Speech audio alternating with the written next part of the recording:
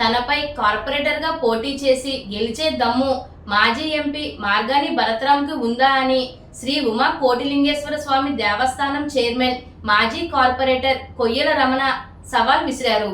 ఈ సందర్భంగా స్థానిక క్వారీ సెంటర్లోని బిఎన్ఆర్ ఫంక్షన్ హాల్లో సోమవారం ఉదయం ఏర్పాటు చేసిన మీడియా సమావేశంలో ఆయన మాట్లాడుతూ మాజీ ఎంపీ మార్గాని భరత్రాం తనను వైసీపీలోకి రావాలని ఆహ్వానించడం, 2 సార్లు మిథున్ రెడ్డి దగ్గరకు తీసుకువెళ్లడం నిజం కాదా అని కొయ్యల రమణ ప్రశ్నించారు.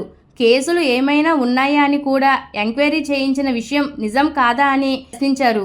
ఆర్యపురం బ్యాంక్ డైరెక్టర్ తురకల నిర్మల మాట్లాడుతూ అభివృద్ధి పేరుతో భరత్రాం చేసిందేమిటో అందరికీ తెలిసిందేనని అన్నారు. అదేవిధంగా బేసరి చిన్ని మాట్లాడుతూ వ్యక్తిగత జీవితాల్లోకి వెళ్లి విమర్శలు చేస్తే తాము కూడా చాలా విషయాలు చెప్పగలమని అన్నారు. ఈ మీడియా సమావేశంలో స్థానిక టీడీపీ నాయకులు కేబుల్ మురళి, సందక లక్ష్మణరావు, కానేటి ప్రభుదాస్, బూరా కల్పన, పలివేల నవీన్ బాబు, బంగారు తాతారావు, ప్రభాకర్, యేసురత్నం, పెద్దిబాబు, దేవాన రాజా, టైలర్ రాజు, బాలు, విజ్జన సుధాకర్, పల్లా ప్రకాష్, ఫోటో ప్రకాష్ తదితరులు పాల్గొన్నారు. మీరు చేసిన అభివృద్ధి, మీరు సంవత్సరానికి ఒక పోరాటం మార్చారు రాజమండ్రిలో. లాస్ట్ సంవత్సరం మీకు సీటు కన్ఫర్మ్ అయిపోయిన తర్వాత కంగారుగా ప్రతి పనులు చేస్తారు. దేవి చౌక్ అనగా, పుష్పాల రేవ్ అనగా, కంబాజర్ పార్కులో ₹1 పెట్టి లైటింగ్ పెట్టారు. అది ఉన్నప్పుడు అక్కడ దిండుమా చేశారు. అదేమన్నా ఉందా? ఫ్లైఓవర్ అంటున్నారు. ఫ్లైఓవర్ ఇప్పుడు కింద మాట్లాడితే ఫ్లైఓవర్ విమర్శిస్తున్నారు. ఫ్లైఓవర్లో ఎంత గోతులు ఉన్నాయో ఒకసారి వెళ్ళి చూడండి. మొన్న మీడియాలో కూడా మన మధ్యన కొంతమంది మీడియా వాళ్ళు కూడా గోతులు తీసి కూడా పెట్టారు, ఎంతమంది పడిపోతున్నారు అని. కింద అటు ఇటు వేసిన రోడ్లు కూడా వెంటనే పోయి ఇప్పుడు మళ్ళీ మరమ్మతులు చేస్తున్నారు. మీరు మా మీద బుర్ర జల్లడం కోసం మా ఎమ్మెల్యే చేసిన పనులు మీరు తట్టుకోలేక మీరు ఎన్ని మమ్మల్ని చేయడం కోసం మమ్మల్ని ఇబ్బంది పెట్టడం కోసం మీ చేసిన అవినీతి పనులన్నీ బయట పెడతారేమో అని భయం వేసి ముందు జాగ్రత్తగా మా మీద బుర్ర జల్లుతున్నారు మీరు. అంటే గతంలో 5 సంవత్సరాల్లో వాళ్ళ గవర్నమెంట్లో ఎంతమంది ఏమేమి చేశారో అవన్నీ కూడా దృష్టిలో పెట్టుకుంటారు. మళ్ళీ ఎందుకో నన్ను కేకేసి మిథున్ రెడ్డి గారితో మాట్లాడించారండి. నన్ను 2 సార్లు వాళ్ళ ఇంటికి పిలిపించుకున్నారు. నన్ను చైర్మన్ నా మీద ఒత్తిడి తెచ్చారు. డిపార్ట్మెంట్తో కూడా పిలిపించి నన్ను చైర్మన్ చెప్పి నేను చేరలేదని కక్షతో నాతో ఇవన్నీ పెట్టి కొరదలుతారు. నాకు 3 టౌన్కి ఫోన్ చేసి నాకు ఏమైనా కేసులు ఉన్నాయో తిరగేయమని చెప్పారు. నన్ను రౌడీ షీట్ కూడా ఓపెన్ చేయమని చెప్పారు. నాకు అన్ని తెలుసుకున్నారు కదా ఆయన, నాకు ఏం కేసులు ఉన్నాయో నాకేమున్నాయో అన్ని ప్రయత్నాలు చేశారు ఆయన. అన్ని ప్రయత్నాలు కూడా కావాలంటే 2 సార్లు నన్ను వాళ్ళ ఇంటికి పిలిచి వాళ్ళ ఇంటికాడ కూడా సీసీ కెమెరాలు ఉంటాయి. మా ఇంటికి ఎంతమంది వచ్చారో, రోజు ఎంతమంది పంపించారో, జగన్ గారు వచ్చి ముందు రోజు కూడా నా ఇంటికి 10 మంది వచ్చారు. మల్లాపేటలో జగన్ గారి సమక్షంలో జాయిన్ అవ్వాలని చెప్పి అప్పుడు కూడా నేను కష్టమైనా నష్టమైనా నన్ను అన్ని విధాలుగా ఆదుకునే వాళ్ళు నా ఆదిరెడ్డి కుటుంబం అని చెప్పి నా ఆదిరెడ్డి కుటుంబంలోనే ఉన్నాను. నాకు ఇప్పుడు ఈయన 2 ఎలక్షన్లు చేశారండి రాజమండ్రిలో. 2 ఎలక్షన్లకి మా 5 వార్డుల్లో 25 బూతులు ఉన్నాయి. 25 బూతుల్లో ఎప్పుడైనా ఏ బూతులో అయినా వీళ్ళకి ఒక్క ఓటు మెజార్టీ వచ్చిందని చూపించమనండి. అంతకుముందు రాజశేఖర రెడ్డి గారు ఉన్నప్పుడు కానీ, అంతకుముందు జగ్గమూడి రామ్మోహన్ రావు ఉన్నప్పుడు కానీ క్వారీకి ఎప్పుడు మెజార్టీయే. వీళ్ళు వచ్చిన తర్వాత క్వారీ మొత్తం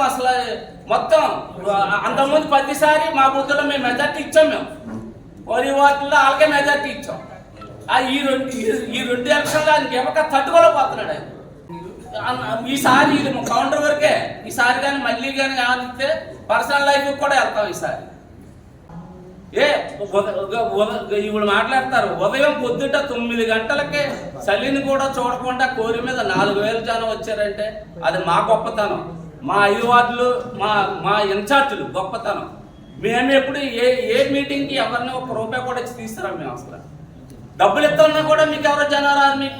మీరు వేసిన ఇన్ఛార్జీలు కావాలంటే మీరు తెలుసుకోండి కొద్ది కాదు. ఆయన మాజీ మార్గాని భరత్రాం గారు, నేను మాజీ కార్పొరేటర్ కొయ్యల రమణ. ఆయన వచ్చి నా వార్డు 45వ వార్డు వచ్చి ఆయన పోటీ చేయమనండి. ఆయన పోటీ చేసి ఆయన గెలిస్తే నేను ఇంకా అసలు రాజకీయంలో ఉన్నాను. ఒకవేళ ఆయన కానీ ఓడిపోతే ఆయన కానీ రాజకీయం వదిలేస్తారా? అది చేయమని చెప్పండి, పర్వాలేదు. నాకు లాస్ట్ క్వశ్చన్గా చెప్తాను. కూడా పట్టుకొమ్మలా ఉంది. ఇలాంటి ప్రదేశంలో ఇలాంటిది జగన్ తరపుని వైఎస్ఆర్ పార్టీకి జనాలు రావాలి అంటే ఇక్కడ ఉన్న నాయకుల మీద బురద చల్లాలి.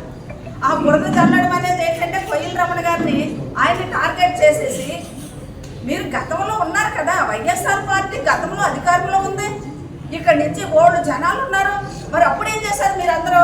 అప్పుడు మీకు నోరు లేదా? అప్పుడు మాట్లాడడానికి అవకాశం రాలేదా? మొన్న లోకేష్ గారు వచ్చారు. లోకేష్ గారు వచ్చేటప్పుడు 4,500 మంది పైన వచ్చారు. ప్రతి ఒక్కరికి తెలుసు, స్వచ్ఛందంగా వచ్చారు ప్రతి మహిళ కూడా. తెలుగుదేశం పార్టీ అంటే మహిళలందరికీ కూడా పట్టుకొమ్మ. వాళ్ళ కుటుంబ సభ్యులనే ఆలోచనతో అంత జనం 8:30కి ఇంట్లో పనులు ముగించుకొని కోరి ఏరియాకి 9 అయ్యేటప్పటికి జనం అంతా ఉన్నారు. ఆ రోజు నువ్వేం చేసావు? నువ్వు తట్టుకోలేకపోయావు. లోకేష్ గారు రావట్లేదు అని పెట్టావు. ఇప్పుడు ఆదిరెడ్డి శ్రీనివాస్ గారి మీద ఒకటి, ఈ కోరి ఏరియాలో ఉన్న నాయకుల మీద ఒకటి నువ్వు టార్గెట్ పెట్టుకున్నావు. ఆదిరెడ్డి శ్రీనివాస్ గారు అనేది ఆయన సత్తాకి నువ్వు ఎక్కడ కూడా పనిచేయవు. ఎందుకంటే గులివెంద పోసుకి నలుపేదో తెలియదంట. అదే విధంగా నువ్వు చేసే పనులన్నీ కూడా నువ్వు ఒకసారి గుర్తుపెట్టుకో. మాజీ ఎంపీ మార్గాని భరత్ మా కోరి ఏరియాకి సంబంధించిన ముఖ్యమైన నాయకులు, సీనియర్ నాయకుల మీద తప్పుడు ఆరోపణలు చేస్తా ఉన్నాడు. ఒకవేళ ఈ ఆరోపణలు మీకు ఇప్పుడే గుర్తొచ్చినాయా? గత 5 ఏళ్ళలో కూడా మా నాయకులు చెప్పినట్టు మీరు అధికారంలో ఉన్నారు కదా, ఒక్క కేసు అయినా కట్టగలిగారా? ఏదైనా ఇల్లీగల్ యాక్టివిటీ ఉంటే కేసు ఉండాలి కదా. ఎటువంటి కేసులు లేని ఒక వ్యక్తుల మీద మీరు వ్యక్తిగత కక్షలతోటి మీరు పిలిచినప్పుడు మీ పార్టీలోకి రాలేదని చెప్పేసి సమయం చూసుకొని ఏదో లోకేష్ గారి ప్రోగ్రాం డిస్టర్బ్ అయిపోద్ది, ఈ కోరి మీద ఏదో ఒక వరద జల్లేస్తే డిస్టర్బ్ అయిపోద్ది, అది మ్యాప్ అయిపోద్ది అని చెప్పేసి మీరు ఏదో భావించి టైం చూసుకుని ఏదో ఆరోపణలు చేసావు. అది ఎట్టి పరిస్థితుల్లో కూడా మేము ఆ సత్తా ఏంటో చూపించాం. లోకేష్ గారి పర్యటనని దిగ్విజయంగా కోరి మీద స్వాగతం పలికి, ఘన స్వాగతం పలికి మా నాయకుల సత్తా ఏంటో మేము చూపించాం.